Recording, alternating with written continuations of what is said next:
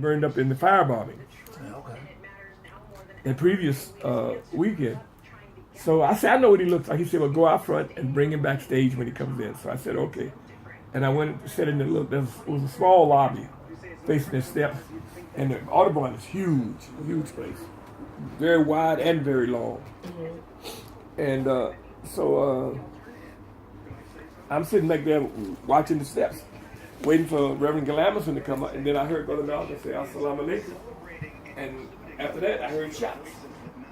And I thought it sounded like 100 shots, but it wasn't that many, I was told later. How old was you? How old was you when Brother Malcolm? 26. You was 26 years old.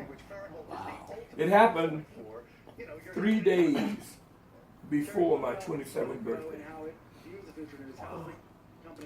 February 21st, and I was. So back up. So now hold up. So now you was waiting in line to go see him. Start from the beginning. Just give me one more time, because I want to make sure I got this right.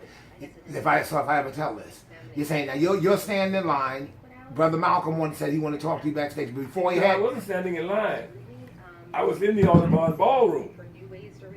You know, doing things we were doing, getting ready for the rally. Okay. You know, and when he came into the Audubon that day, I was in the lobby area.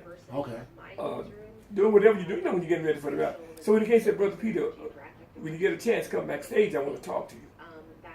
So about 5 or 6 minutes later, then I went backstage.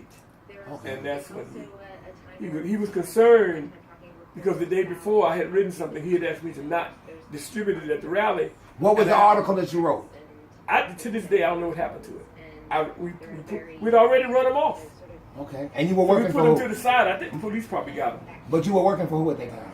Huh? Now, who were you writing it for? You were writing it for No, the this is not a. This is for our publication. Oh, for the organization Afro American AU, Unity. yeah. It was basically a statement saying that despite him being banned from France and his home being firebombed, that we still supported him. And you know, I don't remember, but it must have been something that I said because once before he kept me out of trouble for something I had written, and he told me to change something because he could be sued. That's why I call it. That's why my book is called The Master Teacher. Oh, you just wrote that book. What's the name of it? The full name of the book again? Witnessing Brother Malcolm X, The Master Teacher.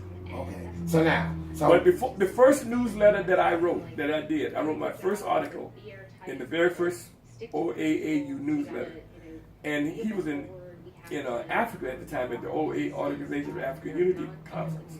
So he was calling that to the office, getting an update because that cop had shot that 15-year-old boy in Harlem, and Harlem was in an uproar.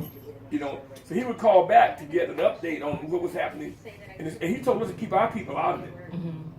He said, like you was telling us that day though about the Baltimore riots. He said if you didn't start it, don't get in. Don't get involved because sometimes the cops initiate things to try to smoke certain people out so they can make like a mass arrest. So he told us to keep our people out. But I had written this article and I said eyewitnesses to the murder when I was reading it to him.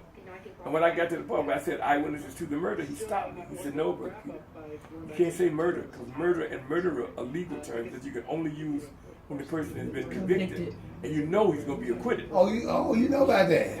And you know he's going to be acquitted. And he can sue for libel or defamation of character. So now, before this tape runs out. Call him a killer and refer to it as a killing because he's a killer and it's a killing no matter what the circumstances.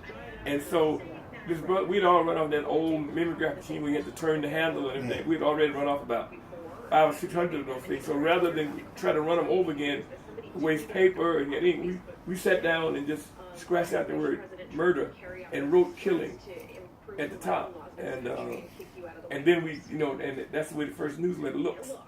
With that in it like that. But that, sure enough. You got any copies of the old newsletters? Uh-huh.